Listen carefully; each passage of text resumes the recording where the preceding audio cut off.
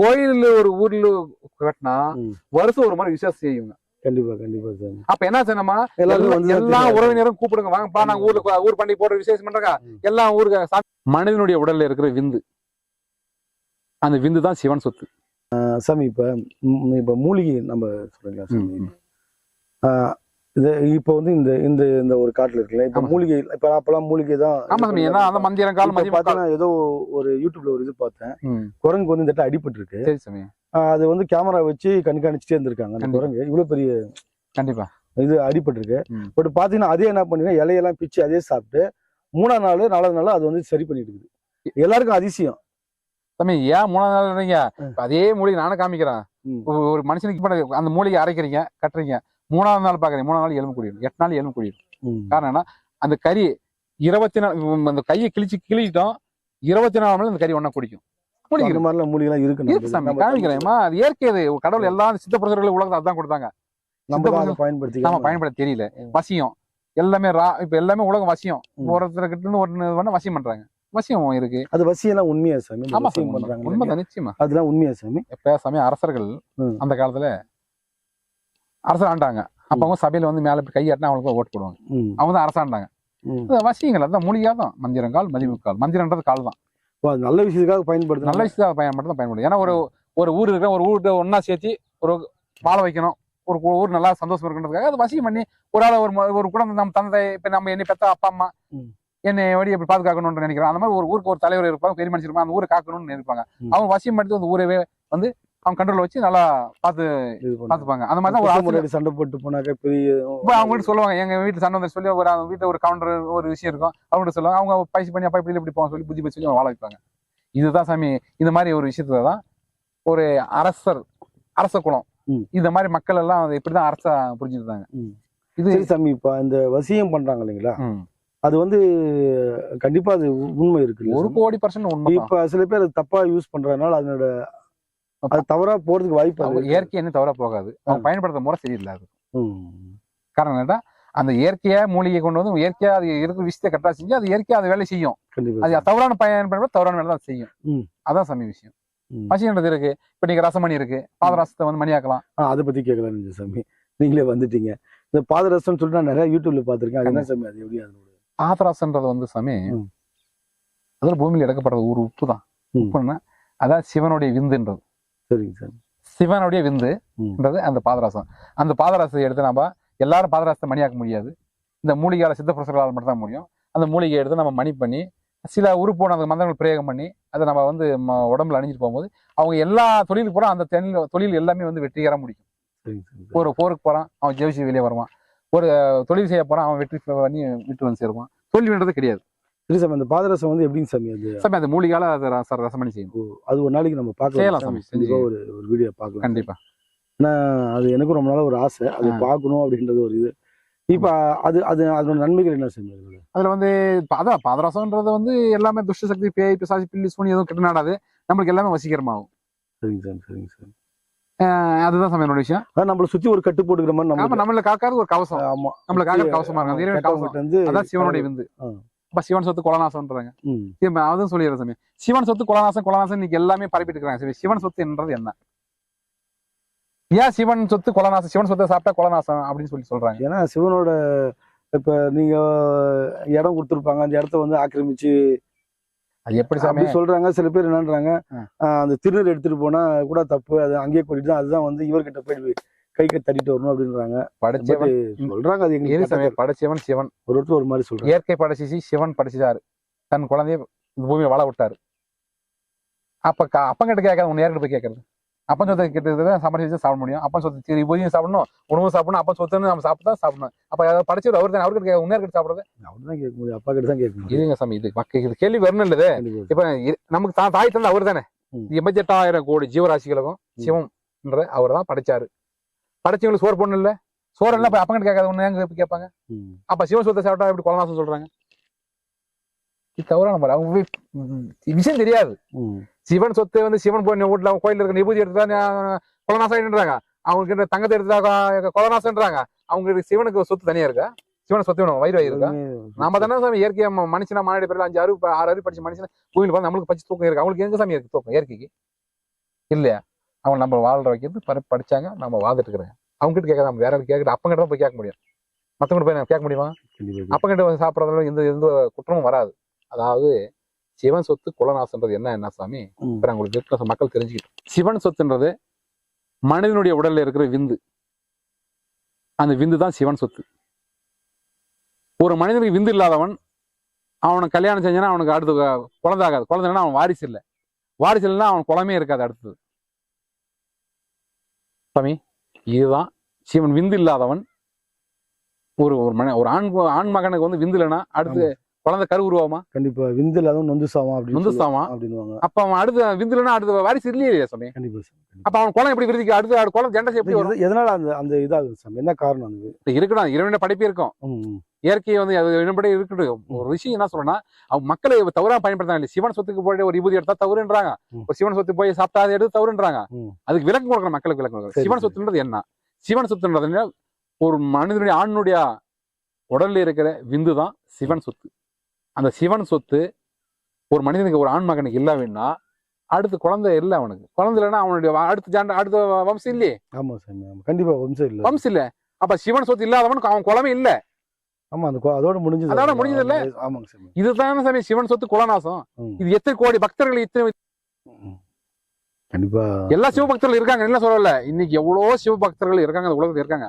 இதெல்லாம் சொல்லிட்டு சாமி பார்க்கலாம். கண்டிப்பா சொன்னாதானே சாமி தெரியும். நீங்க சிவன் சொத்து என்ன சொல்லலன்னா சிவன் சொத்து நாங்க என்ன நினைச்சோம், நாங்க என்ன நினைக்கிறோம், போயிட்டு விபூதி எடுத்து வந்து கூடாது, அங்கேயே கொட்டிட்டு வந்துடுறோம். இப்ப உங்களை வெள்ளிங்கிரி கிட்ட போயிருந்தேன். சரி சாமி. அங்க ஒரு சித்தர்கிட்ட இதே மாதிரி தான் போய் பேசினேன். அப்பெல்லாம் என்கிட்ட இந்த செல்போன் இதெல்லாம் கிடையாது. ஸோ நான் கொஞ்சம் அந்த மாதிரி எனக்கு கொஞ்சம் ஆன்மீகத்தில் நிறைய எனக்கு ஈடுபாடுனால அடிக்கங்க அங்கே போவேன். கண்டிப்பா சாமி. அங்க என்ன சொன்னார் அப்படின்னாக்க, கோயில்ல போய் நம்ம வேண்டுறோம். கண்டிப்பா நீங்க போய் கோயில்ல வேண்டுறீங்க, கடவுள் என்ன நேர்லயே வந்து உங்களுக்கு வந்து நேர்ல வந்து நகையெல்லாம் போட்டுட்டு அங்க ஆசீர்வாதம் பண்ணுவார். நீ வேண்டுறது வந்து உனக்கு விபூதியா வந்து அவரோட இருப்பிட்டுல இருந்து அது விபூதியா வந்து பூஜிச்சது மந்திரம் பண்ண விபூதி கையில கொடுக்குறீங்க. கண்டிப்பா. இவங்க என்ன பண்றோம், எடுத்து வச்சுட்டு அங்கேயே தூக்கி போட்டு வந்துடும். இப்ப நீ வேண்டுதல் வந்து உனக்கு அதை எடுத்துட்டு போனாதான் வீட்டுக்கு நடக்கும். அது வீட்டுல போய் பூஜைல வச்சாதான் உனக்கு அவர் அங்க கூட வந்து உன்னோட தீய சக்திலாம் அழிச்சு உனக்கு வந்து தேவையான விஷயத்த பண்ணி கொடுப்பாரு. நம்ம என்ன பண்றோம், கோயிலே ஏதோ ஒரு இடத்துல போட்டுட்டு அப்ப என்ன பண்ணுவோம், வேண்டுதலை நீ அங்கேயே தூக்கி போட்டு வந்துடுறேன். அவர் என் கூட வரன்றவரை நீ என்ன பண்ற, அங்கேயே கட் பண்ணி விட்டு போய். அப்ப யார் தப்பு? உங்க மேலதான் தப்பு. அப்புறம் கோயிலுக்கு போயிட்டு அது வேணா இது வேணா கிடைக்கல அப்படின்னு சொல்றாங்க. இது உண்மை இதான் இல்ல சாமி. அதுக்கு இதுக்கு சம்மதம் இல்லை. காரணம் என்னன்னா, ஒரு தாய் வந்து தன் குழந்தை பெற்று எடுக்குது, 9 மாசம் பெற்று எடுக்குது, பசின்னு பால் கொடுக்குது இல்லையா? கண்டிப்பா சார். பால் கொடுத்துட்டு அடுத்த முறை பால் கொடுக்குது இல்ல, ஒரு முறை கொடுத்து நிக்குதான் தாய். அது வளர்ற வரையும் கொடுக்குது. அது விபூதியை வச்சு நீ வச்சுட்டு போனா வச்சாலும் சரியா, வைக்காத போனாலும் சரி, ஆத்மா சுத்தி இருந்தா போதும். இறைவனை மனப்பூர்வமா நினைச்சு உங்களை ஆசீர்வதிக்காங்க. இறைவன் விபூதி வச்சுதான் உன்னை இறைவன் கூட வரணுன்றதுல ஒண்ணும் கிடையாது. மன சுத்தி மனமுருகா இறைவனை வணங்கினாலே போதும். விபூதி கூட கூட வந்து அவங்க நம்ம ஆசீர்வதிக்குவாங்க, இல்லைன்னா அவங்க ஆசீர்வதிக்க மாட்டவங்க கிடையாது. தன் குழந்தை மேல நீ பண்ணி சாப்பாடு போட்டாலும் சரி, போடலாம் சரி, பெற்ற குழந்தைக்கு அவங்க வளர்க்குற கடமை நிச்சயமா வளர்க்குவாங்க. இது வந்து வழிமுறை தெரியாத மக்கள் சொல்லிட்டு இருக்காங்க. காரணம் என்னன்னா, இப்ப நமக்கு எனக்கு 2 குழந்தை இருக்கு, உனக்கு 2 குழந்தை சாமி. உங்க குழந்தை என்ன செய்வீங்க சொல்லுங்க பார்க்கலாம். என் குழந்தைய நீங்க உங்க குழந்தைக்கு ஒரு விஷயம், உங்க குழந்தைங்க வளர்த்துட்டு இருக்கீங்க, ஒரு குழந்தை சம்பாஷணம் கொடுத்துட்டா நீங்க குழந்தை சோறு போடுவீங்க? இல்ல இல்ல சார், நான் பெத்த நான் தான் அது செய்யணும். அப்ப நீ உன்னுடைய கடமை. என்னோட கடமை. நீ பெற்றெடுத்த குழந்தைய அவளை வாழ வைக்க வேண்டிய உன்னுடைய கடமை. அவன் குழந்தை சோறு போட்டாலும் சரி, போட விட்டாலும் சரி. கண்டிப்பா இல்லையா? நம்ம கடமை. அப்ப இறைவன் படைச்ச குழந்தைக்கு நீ 8 மணி தான் உங்க கூட ஆசீர்வாதிப்பாரா? இல்ல, நான் கேட்கிறேன் உங்களை அந்த மாதிரி. இதே நம்ம சொன்ன மக்களுக்கு சரியா தேவை கேள்வி கேட்பாங்க. அறிஞ்சவனுக்கு அடிமலை, அறியாதவனுக்கு குணமலை. சமே, அறிஞ்சவனுக்கு அடிமலை, அறியாதவனுக்கு குணமலை. முருக பெருமானோ விநாயக பெருமானோ போட்டி போட்டாங்க ஞான பழத்துக்கு. இல்லையா? ஆமா கண்டிப்பா சார், படிச்சிருக்கேன், சொல்லியிருப்பேன் அந்த கதையில. உலகமே எனக்கு தாய் தந்தை தானே விநாயக பெருமானு சுத்தி உட்காந்து வாங்கிட்டாரு. ஆனா உலகமே மயில் வாங்கிட்டு வந்தவர் என்ன பண்ணாரு? இப்ப எல்லா மக்களும் இப்ப சுத்தி இருக்கிறாங்க. எப்படி விஷயம் தெரியாத முருகன் நாட்டம் உலகம் சுத்தி இருக்கிறாங்க. அறிவு உள்ளவன் அங்கேயே உட்காந்து தாய் தந்தைக்கிட்டே வாங்கிட்டான். அவன் சொல்றதுக்கும் அவங்க சொல்றது கடவுள் வந்து உண்மையான அன்போட அன்பியோட நீ சாமி நீ குளிச்சாலும் சரி, குளிக்க விட்டாலும் சரி, சுத்தமா இருந்தாலும் சரி, சுத்தமா இல்ல விட்டாலும் சரி, கடவுள் அதை ஏத்துக்கிறது. இது எது குளிச்சாலும் இந்த மண்ணில் வந்ததான். இது 5 பந்த பூதத்தால உருவாக்கப்பட்ட உடல். நீ குளிச்சா சரி, குளிக்க விட்டாலும் சரி, என்ன அது இயற்கைக்கு எது? நீங்க நாம ஒரு மனிதனா பிறந்துட்டுங்க, நாம சுத்திகரமா இருக்கணும்ன்றதான் நினைக்கிறதுக்காக குளிக்கிறது. அந்த மாதிரி தீட்டுன்றது ஒண்ணு விஷயம் கிடையாது. தீட்டுன்றது என்ன சாமி? நான் இல்ல அவர் கேட்கற பக்தர்கள் கேட்கறாங்க தீட்டுன்னு எல்லா உலக மக்கள் அனைத்தையுமே வந்து ஒரு ஒரு கோயில பூசை செய்யற ஒரு பூசாரி சொல்றாரு, எல்லா மக்கள் பிராமணரும் சொல்றாங்க, எல்லா நினைச்சவங்களும் எல்லாமே ஒரு தீட்டு எல்லாமே தீட்டுன்றது என்ன? அதான் சாமி தீட்டுன்றது என்ன, நம்ம ஒரு எப்படி ஒரு வீடு ஏதாவது கெட்ட காரியம் நடந்துச்சுன்னா அது தீட்டு அப்படின்வாங்க. அதுல சரி, கெட்ட காரியம் நடக்குது, கெட்ட காரியம் அந்த கெட்ட காரியம் எங்க உருவானது? எங்கிருந்து 5 பஞ்சபூத்தால உருவானது தானே. ஆமா, இந்த உடல் இருக்கு, 5 பஞ்சபூதம் உருவானது. இந்த உடல் பாடியோட உடலை விட்டு பிரியும் போது இந்த உடல் எங்க போகுது? பூமிக்கு தானே போகுது. ஆமா, அது எப்படி தீட்டாகும்? பூமிக்கு போகுது. இப்ப இது கரைச்சாலும் இப்பதான் எரிமேடு வந்துருச்சு, கரைச்சாலும் கொண்டு போய் எது பண்ணாலும் பஞ்சபூதங்களோட கலக்குது. எது பண்ணாலும் அந்த பஞ்சபூத்தோட கலக்குது இல்லையா? அது தீட்டுன்றது எப்படி வந்துச்சு? தீட்டுன்றது அதான் தீட்டுன்றது ஒண்ணு உலகத்துல கிடையாது. காரணம் என்னன்னா, உன்னை பெற்றதும் ஒரு தாய் தான், என்னை பெற்றதும் ஒரு தாய் தான், இந்த வீடியோ பாக்குறவங்க அனைத்து கோடி பக்தர்களும் பெற்றதும் ஒரு தாய் தான் இல்லையா? ஒரு ஜீவராசிகளும் பெற்றது ஒரு தாய் தான் பெற்றுச்சு. அந்த தாயினுடைய கருவறையில 9 மாசம் தீட்டு நிச்சயத்தினால உடலே உறுப்பு ஆகிடுது. இந்த உடலே இந்த தீட்டை வச்சு தீட்டு எங்கிருந்து வருது? இந்த கேள்வி இந்த பக்தர் அத்தனை கோடி பக்தர் எனக்கு பதில் சொல்லட்டும். சரி சாமி, தீட்டு அப்ப தீட்டே இல்லைன்றீங்க. இயற்கைக்கு தீட்டு எங்க சாமி இருக்கு? அதாவது தீட்டுக்கு என்ன வழி இப்ப நான் சொல்றேன் கேளுங்க. அதாவது சாமி, எனக்கு ஒரு மனிதனுடைய உடல்ல 4448 நோய்கள் இருக்கு. அப்ப ஒரு நோயால் நான் வந்து பாதிக்கப்பட்டு என் உடல் வந்து செயலிழந்து நான் உடலை விட்டு என் உயிர் பிரியும் போது அப்ப என்ன ஆகும்? என்னோட உடல் என்ன நோய் இருந்துச்சோ அந்த செல்லுகள்ல என் உடல் விட்டு வெளியேறுது. வெளியேறும்போது என்னை பார்க்க வர இந்த பாடியை பார்க்க வர பக்தர்களுக்கு எல்லாமே செல்லு பரவும். புரிஞ்சுக்கீங்களா? செல்லு பரவும். அந்த செல்லு அந்த வைரஸ் பரவும் போது அது எனக்கு இருக்கிற நோய் உனக்கு பரவும். இந்த நோயை அழிக்கிறதுக்காகத்தான் என் உடம்புல நோய் உன் உடம்புக்கு வந்துடக்கூடாது அழிக்கிறதுக்காக தீட்டுன்னு உருவானது. அது குளிச்சுட்டு போய் கோமி போட்டா, அந்த ஓமம் போட்டா அந்த வைரஸ் உனக்கிட்ட அண்டாது. இல்ல, சொல்ற விஷயம் தீட்டுன்றது எப்படி வந்ததுன்றது நான் உலகத்துக்கு முதல்ல சொல்லிட்டு இருக்கேன், மக்களை சொல்லிட்டு இருக்கேன். தீட்டுன்றது இதுதான் தீட்டு. இதுதான் தீட்டு வரா. தீட்டுன்றது தனியா உலகம் எதுவும் கிடையாது. ஒரு கன்னி பெண் ஒரு பருவம் அடையுது, அந்த தீட்டு எங்க 5 பஞ்சபூத்தால உருவானதானே. கண்டிப்பா சாமி, அது அவங்க பருவம் அடைஞ்சாதான் நம்ம வந்து தாய்மை அடைய முடியும். அந்த இப்ப திருப்பதி ஏழுமலையான் எதுக்கு ஒரு பெண்ணை வச்சு தலைமை வச்சுட்டு தீட்டு தலைமை வச்சுட்டு போனாரு சொல்லுங்க? அது தீட்டு இல்லையா? இருக்கு. அப்ப அந்த இறைவன் தீட்டு இல்லையா? அப்ப தீட்டுன்றது ஒண்ணு இல்ல. காரணம் இல்ல, மக்களா வந்து அதை பயன்படுத்தி இது பண்ணிட்டு இருக்காங்க. கண்டிப்பா வந்து என்னன்னா, சரி, அப்ப இறந்துட்டா 1 வருஷம் கோயிலுக்கு போக கூடாது, 3 மாசம் கோயிலுக்கு போக கூடாது, வீட்டுல சாமி கும்பிட கூடாது, விளக்கு ஏத்த கூடாது அப்படின்ற அது யார் காரணம் கேட்டா அதுக்கும் விளக்கு சொல்றேன் சாமி. காரணம் என்ன? 3 மாசம் 1 வருஷம் எது போட ஒரு வீட்டுல ஒரு விபத்தோ ஒரு அசம்பாவிதம் நடந்துச்சுன்னா அது வந்து துக்கத்துல இருப்பாங்க. அந்த துக்கத்தை வந்து அப்படி இருந்தாதான் மக்கள் வந்து ஏத்துப்பாங்க. ஏன்னு கேட்டா பத்தி அவங்களோட ஒரு ஒரு துக்கம் நடந்தா அவங்களாம் கண்டுக்காத வந்து கோயிலுக்கு போனா சுத்துறாங்க சொல்லி மக்கள் வந்து தவறான முறையில் பேசிடுவாங்கன்றதுக்காக தான் அந்த 3 மாசம் 1 வருஷம் அந்த காலத்து அதுக்காக தான் தடுத்து வச்சாங்க. ஏன்னா ஒரு துக்கம். சாமி, நான் ஒருத்தர்கிட்ட உங்களை வெள்ளிங்கிரி கிட்ட போயிருந்தேன். சரி சாமி. அங்க ஒரு சித்தர்கிட்ட இதே மாதிரிதான் போய் பேசினேன். அப்பெல்லாம் என்கிட்ட இந்த செல்போன் இதெல்லாம் கிடையாது.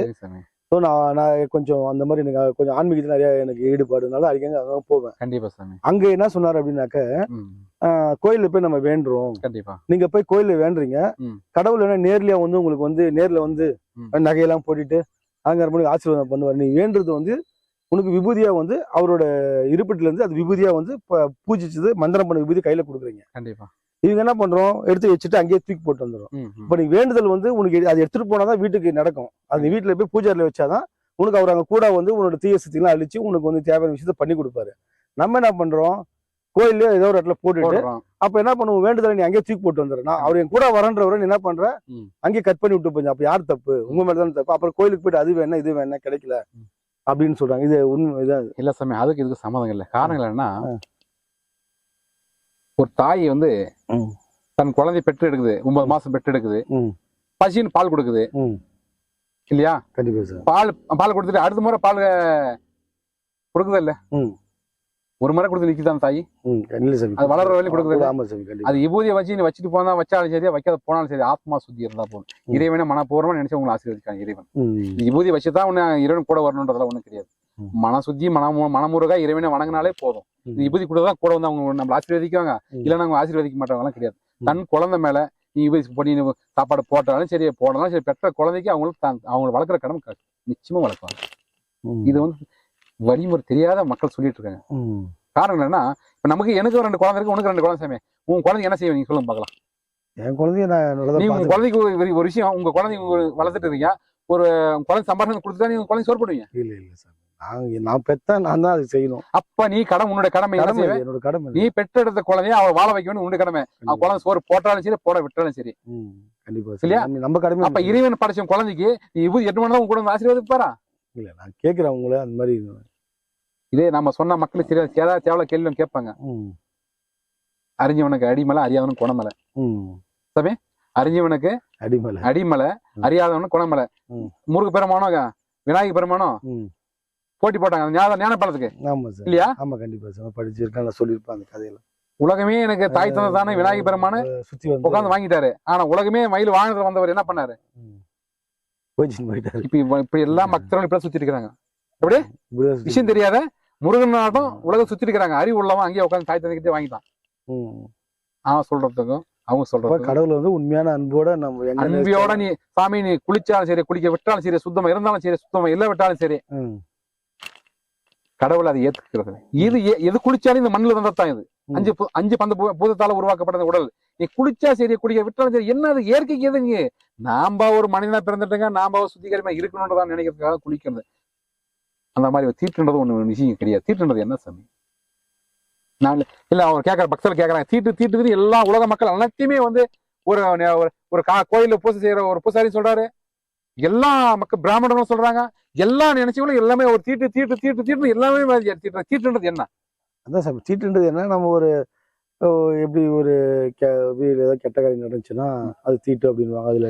சரி, கெட்ட காரியம் நடக்குது. கெட்ட காரியம், அந்த கெட்ட காரியம் எங்க உருவானது? 5 பஞ்சபூத்தால உருவானது தானே. இந்த உடல் இருக்கு, 5 பஞ்சபூதம் உருவானது. இந்த உடல் பாடியோட உடலை விட்டு பிரியும் போது இந்த உடல் எங்க போகுது? பூமிக்கு தானே போகுது. அது எப்படி தீட்டாகும்? பூமிக்கு போகுது. இப்ப இது கரைச்சாலும் இப்பதான் எரிமேடு வந்துருச்சு, கரைச்சாலும் எது பண்ணாலும் பஞ்சபூதங்களோட கலக்குது. எது பண்ணாலும் அந்த பஞ்சபூத்தோட தான் கலக்குது இல்லையா? அது தீட்டுன்றது எப்படி வந்துச்சு? தீட்டுன்றது அதான் தீட்டுன்றது ஒண்ணு உலகத்துல கிடையாது. காரணம் என்னன்னா, உன்னை பெற்றதும் ஒரு தாய் தான், என்னை பெற்றதும் ஒரு தாய் தான், இந்த வீடியோ பாக்குறவங்க அனைத்து கோடி பக்தர்களும் பெற்றதும் ஒரு தாய் தான். இல்லையா? ஒரு ஜீவராசிகளும் பெற்றது ஒரு தாய் தான் பெற்றுச்சு. அந்த தாயினுடைய கருவாரையில 9 மாசம் தீட்டு நிச்சயத்தினால உடலே உறுப்பு தேங்குது. இந்த உடலே இந்த தீட்டை வச்சு தீட்டு எங்கிருந்து வருது? இந்த கேள்வி இந்த பக்தர் அத்தனை கோடி பக்தர் எனக்கு பதில் சொல்லட்டும். சரி சாமி, தீட்டு அப்ப தீட்டே இல்லைன்றீங்க. இயற்கைக்கு தீட்டு எங்க சாமி இருக்கு? அதாவது தீட்டுக்கு என்ன வழி நிப்ப நான் சொல்றேன் கேளுங்க. அதாவது சாமி, எனக்கு ஒரு மனிதனுடைய உடல்ல 4448 நோய்கள் இருக்கு. அப்போ ஒரு நோயால் நான் வந்து பாதிக்கப்பட்டு என் உடல் வந்து செயலிழந்து நான் உடல் விட்டு என் உயிர் பிரியும் போது அப்ப என்ன போகும்? என்னோட உடல் என்ன நோய் இருந்துச்சோ அந்த செல்லுகள்ல என் உடல் விட்டு வெளியேறுது. வெளியேறும்போது என்னை பார்க்க வர இந்த பாடியை பார்க்க வர பக்தர்களுக்கு எல்லாமே செல்லு பரவும். புரிஞ்சுக்கீங்களா? செல்லு பரவும். அந்த செல்லு அந்த வைரஸ் பரவும் போது அந்த என்கிட்ட இருக்கிற நோய் உனக்கு பரவும். இந்த நோயை அழிக்கிறதுக்காகத்தான் என் உடம்புல நோய் உன் உடம்புக்கு வந்துடக்கூடாது அழிக்கிறதுக்காக தீட்டுன்னு உருவானது. அது குளிச்சுட்டு போய் கோமி போட்டா, அந்த ஓமம் போட்டா அந்த வைரஸ் உனக்கிட்ட அண்டாது. போடுறாங்க யாரும் இல்ல. சொல்ற விஷயம் தீட்டுன்றது எப்படி வந்ததுன்றது நான் உலக முதல்ல சொல்லிட்டு இருக்கேன், மக்களை சொல்லிட்டு இருக்கேன். தீட்டுன்றது இதுதான் தீட்டு.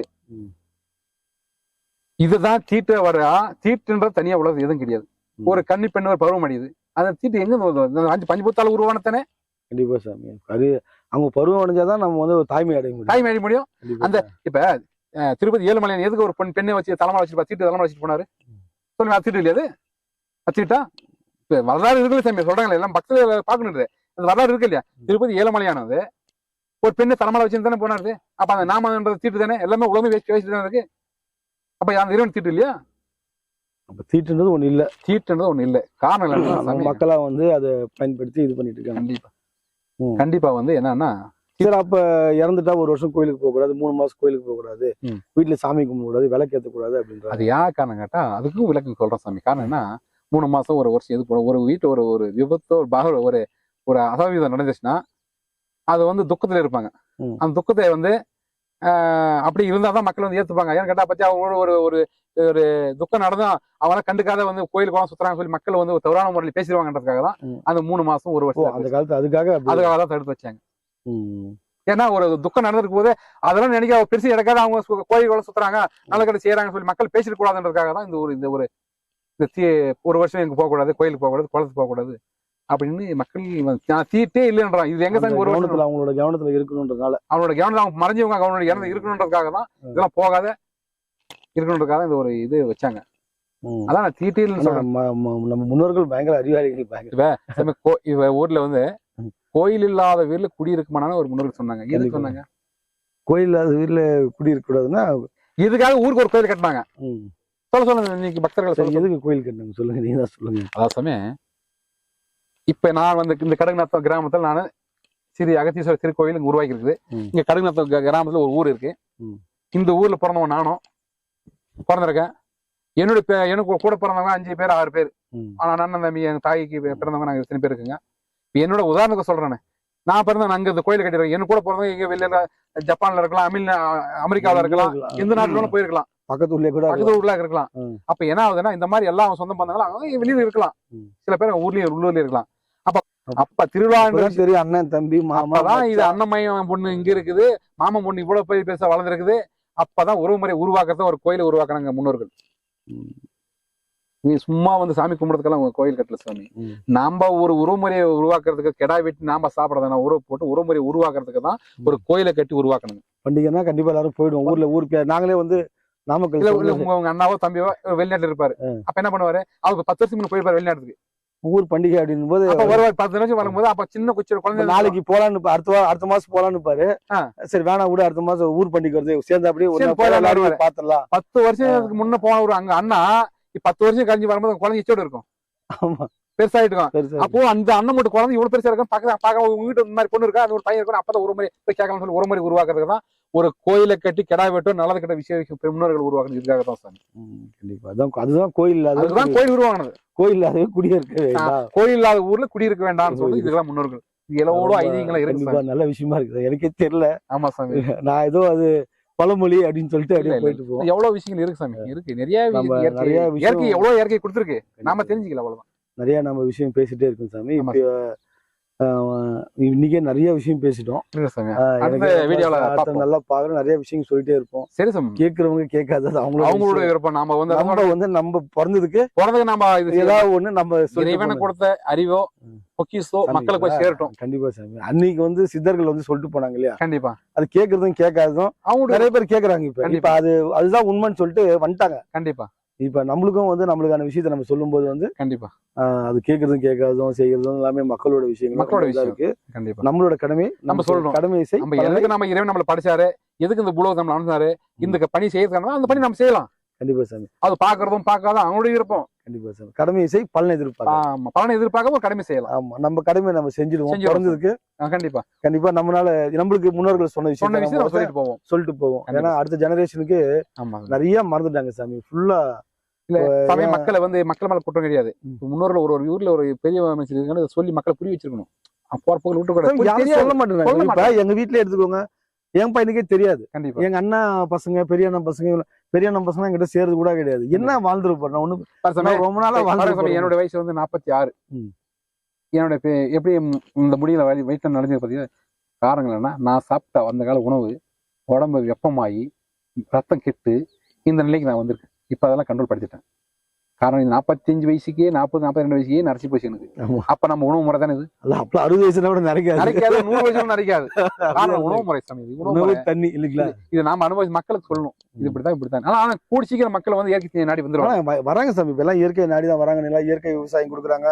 நிறைய பேர் பாத்தீங்கன்னா இயற்கையோட இதை கொடுக்குறாங்க, நெல் கொடுக்குறாங்க, இது தானியம் ஃப்ரீயா தராங்க.